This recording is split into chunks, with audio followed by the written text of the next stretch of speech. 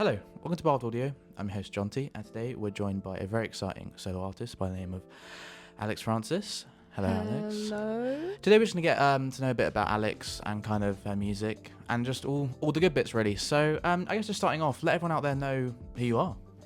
Hi guys, my name's Alex Francis and I am a singer-songwriter from London, but I'm based in Brighton at the moment. I call my music sort of like bedroom folk, so it's got aspects of like production with the synths, but it's still very rooted in folk music. And yeah, I've been writing since I was a kid and now I'm doing it professionally. Yeah, very cool. So I guess from like where you started with your music to now, how would you kind of say your style has changed? And has there been, would you say, any like real life kind of things that have affected that? Maybe like moving or that kind of thing? Yeah. So I think what really affected me was sort of going through lockdown and my style changed quite a lot. I really forced myself to listen to a lot of like other different types of music from different genres when I came to uni as well. Like I felt when I was at home, just listening to the same kind of music over and over again, and it wasn't very inspiring. So what I ended up doing was just listening to songs that my friends had recommended and just really building that up and then putting that into my own music. And yeah, I think I've really sort of developed from that and just meeting different people with different music tastes, basically. Yeah, so your most recent release, Yeah, which is... it's called I Can't Do Anything Right. Exactly. What is the, what's the kind of backstory behind that one, would you say? So I sort of wrote it as a partner track to my first track, which I released back in July last year, called I Wanna. And it's basically my kind of looking back at how I felt during lockdown, and sort of dealing with all that pain of not really being able to kind of function as a regular human being, which I think most people like can relate to. So what I ended up doing was just like writing about that maybe like just after I kind of got out of that kind of situation. And yeah, it's just an ode to like the people that looked after me, which was essentially like my flatmates that just kind of got me through that year, and I'm still very good friends with them. So yeah, it's really vulnerable. Okay, cool. Well, what we're going to do is we'll play a quick like 20-second snippet of the song. If you want to quickly introduce it again. So yeah. Nice. So this is this is not I Wanna. This is I Can't Do Anything Right by Alex Francis. See you in a minute. I've got too much in my brain.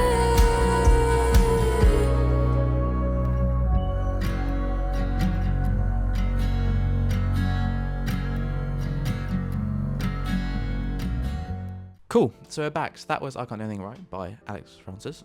Very, very cool track. Go check it out. Streaming everywhere.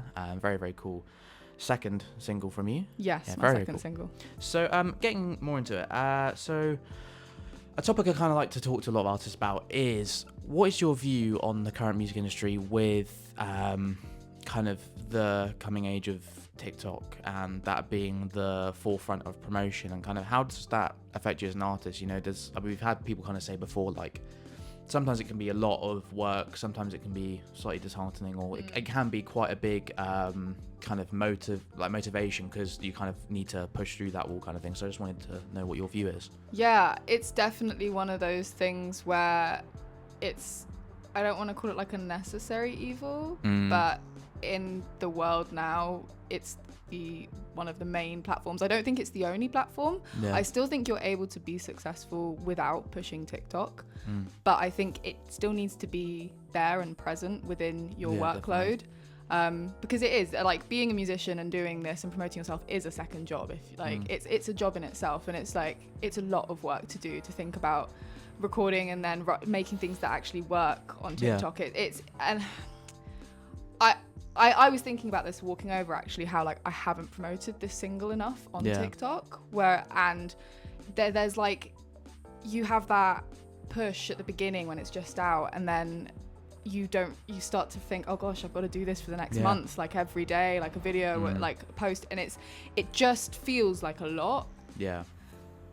And I think it's more of an issue when it gets to like a smaller artist who maybe gets signed, and then management and those labels kind of view TikTok and social media as their marketing, so they don't put any funding and anything into like marketing the person. They just kind of push them to do TikTok, which is not, as an artist, what you should be doing necessarily. But yeah, I think it can help people, but it can also hold people back for sure.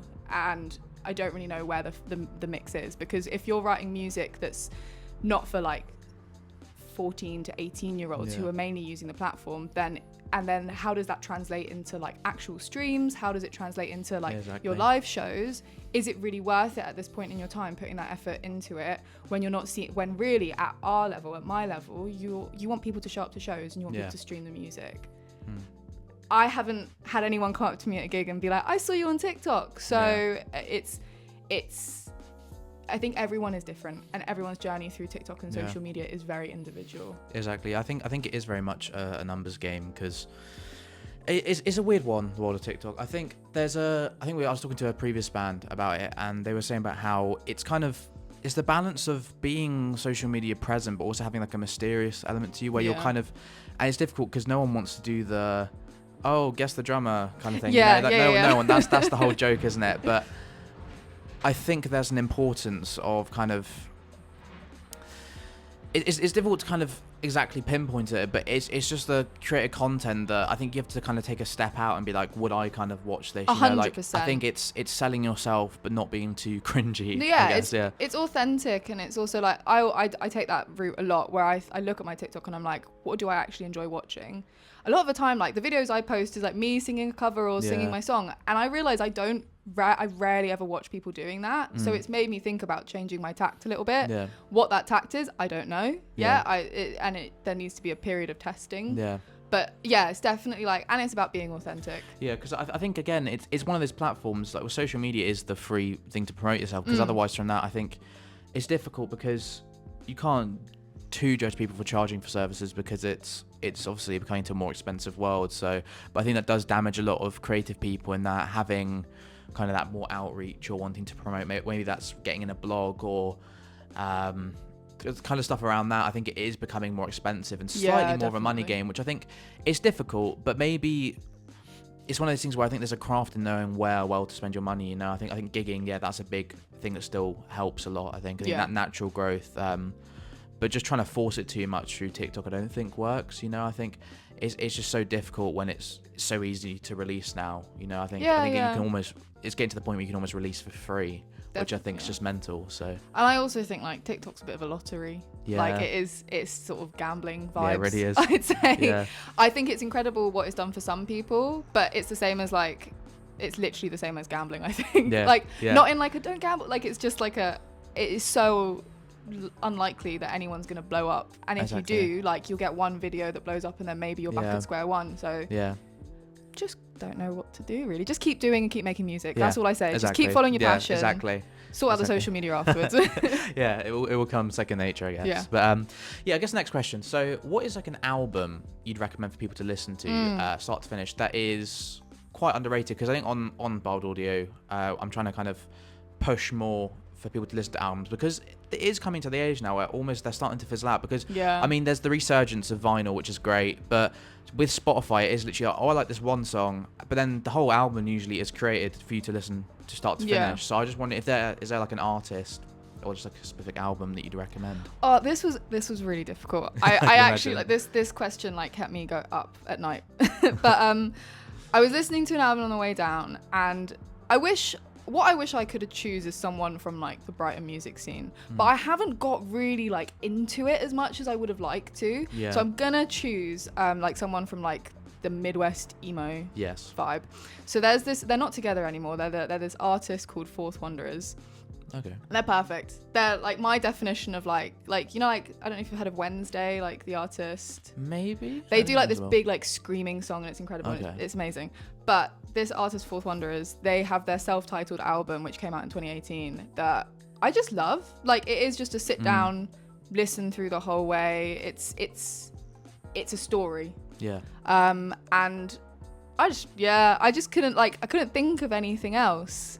And I just kept being brought back to like that sort of Midwest emo vibe that's underrated, because they're not big, Yeah. and they're not together anymore. So Yeah. I just like have their EPs and their album like on repeat, and Yeah. we'll never get any more new music, which is That's a shame. yeah, it's a bit of a shame. Yeah. But the lead singer looks like they're living like their best life. Yeah. So I think they own like a wine like company, and they like make natural wines and stuff. And I was like, oh, that's cool, Yeah. great. I guess that's the difficulty with that kind of Midwest emo genre is your favourite bands probably have broken up Broken up, will never come to the UK. or been And- cancelled. Yeah, or have been cancelled. Exactly. But yeah, that's very cool. Well, everyone kind of check out that recommendation because that sounds very, very cool. Yeah. But yeah, I guess kind of next one up is a little new fun question is if you could create a merch line, what would it include that kind of represents your music or just you as a person? Nice. Yeah. So you guys might not know this about me, but I do crochet and knitting. So I've been trying to incorporate it into my artist and my music profile at the moment. That's cool. So like last year for my single release show, I crocheted a massive banner of my logo. It was ginormous. It was stupid how big it was. And that's the idea sort of going forward, is creating more like personalized merch made by me, whether that's like banners. I have the idea of making like tapestries. I love designing tapestries. Yeah. So yeah, so I've been working on a little secret merch project that very exciting. that people will come out to find by the end of the year. Okay. But yeah, so kind of incorporating that into it and making something a bit more personalized, and people will just be like, I have something made by this artist. Yeah. How cool is that? So yeah, that's any sort of like crochet tapestry is Yeah. sort of where it's going. I think merch that's like that's kind of more close to the artist, more personal. I think that's really important because it is easy just to print a CD and then do T-shirts and that's it. I think when you, like you said, that approach, that's really cool. I think the fact you're hand making it. Yeah. Like if I love your music, but like if I was like a fan who like wasn't doing this, I think that'd be really cool to see that you've kind of got that kind of merch style, because I think I haven't really heard anyone. No, and and I think the thing is, like, I enjoy doing it. So, and I wouldn't make a lot. It would be like a handful per like release. Yeah.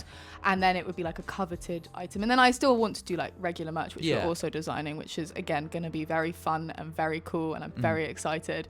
But yeah, it's sort of, it's a little bit special. That's all I could think of, Yeah. really. Okay.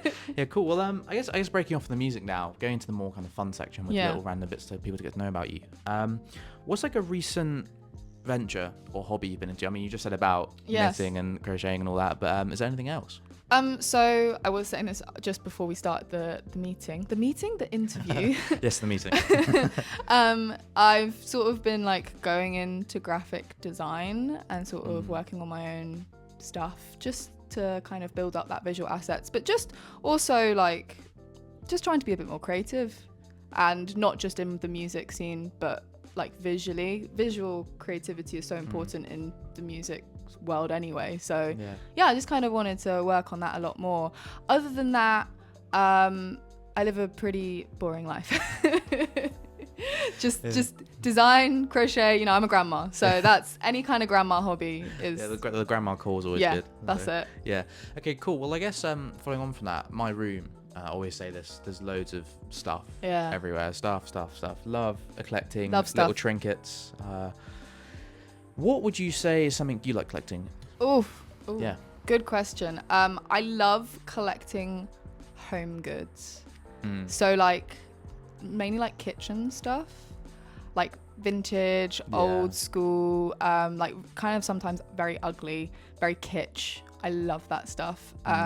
So every time I like my favorite place to go is like Shabbatat. Yes, we at Barbed all do love Shabbatat. Yeah. Seeing as it's kind of not too far away, it's a wonderland really. It's ridiculously cheap. Like Yeah. it's amazing. So yeah, I like going for a little wander around Shabbatat and picking up some nice like cups, bowls, plates. I just love kitchenware. Yeah, that's like a big collection thing for me. Yeah. Okay. Cool. Well, I guess again another thing is I love films and TV shows. It's something I love watching. Lots and lots of stuff. What is your favorite current film or TV show, or both? Okay. So this was difficult. This is always very difficult. I think film, it's gonna be a basic, Everything Everywhere All at Once. Yeah. That one, I cried the whole way through. Yeah. As a daughter Yeah. with a mother, it was painful. Yeah. So that was like one of my favorites over the last couple years. And then for like TV shows, I recently watched like Gen V. It's The Boys spin-off on Amazon. Oh, I've seen some bits about that. The like weird superhero things where it's all about like capitalism, and it was like intense but pretty good. So I really enjoyed that. Okay. Yeah. Cool. Well, I guess yes. Another thing off the back of that is if you could like score a film or a type of genre of music, what would it be? I mean, we've had people say spaghetti western, like nostalgic, like 90s Britain kind of films, like Trainspotting. Had another band say Dune. So I was actually gonna like joke and say Dune. Damn it. Yeah. So what would you kind of choose? I'm definitely thinking like a really sad indie teenage film. So like the one that pops to mind is Me, Earl and the Dying Girl. I've heard of that. Yeah, it's depressing, but it's also like teenagery. Yeah. So yeah, something that would like hit with the kids basically. Yeah. I just always write sad stuff, so I think it kind of works. No, definitely. I can see that definitely. I guess another one is if your life was a film, who would play you and what genre would it be? Oh, okay. I'd say a tragic comedy, if that's, you know, got a lot of tragedy, but, you know, take everything with a bit of a laugh. And I was thinking about this. I really liked, I don't know if you know the actress Rachel Sennott, who did like Shiva Baby and Bottoms. Yes. Yes. I get her to play me because she's Italian American and I'm Italian British. So I was like, we'll just stick with what we know. And she's really funny and she's a good comedian and I love her stuff. So yeah. Okay, so I guess one more I actually completely forgot from earlier is what's your go-to comfort food? Because we love cooking here as well. I love cooking. Comfort food. Oh, you've thrown this at me. Comfort food. It's usually like something eggy. So my so my grandma, she used to always cook me like a potato omelette, essentially, like we call it like a frittata. Yeah. And it's just like deep fried potato chunks, and then you mix it in with the omelette and you make it. And I just always had it after school. I love it. It does sound banging. It's just potatoes and eggs, and what more? If you like eggs, what more could you want? Yeah, exactly. So yeah, that's like a good comfort food with a bit of like hot sauce or ketchup. Yeah, you know? definitely. Yeah. Okay, well, cool. Well, it's been really fun having you on. It's been a really, really cool interview, getting to know you. Everyone, check out Alex's music, the new single, which is I Can't Do Anything Right by Alex Francis. Exactly. Go check that out. All the links will be in the description. But I guess just the last question, ending us out. What is stuff you've got coming up to plug? I know you've got a very cool gig coming up, which is very, very cool. I've got a stupid cool gig. If this comes out before the gig, I'm playing with Crywank on the 9th of May at Dust, and I'm still like a bit like, what? No, I can imagine. How? Yeah. Who? Yeah. And then I am also playing a show on the 16th at One Up Cafe for like a fake Not Great Escape show. So it's not associated with Great Escape, but it's on the weekend. Yes. So yeah. Very cool. Okay, well, cool. Well, that has been Alex Francis. Hope everyone has enjoyed this interview. Go check her music out again. All links in the description. And see you guys next time. So, this has been Barbed. I've been Jonty. Bye.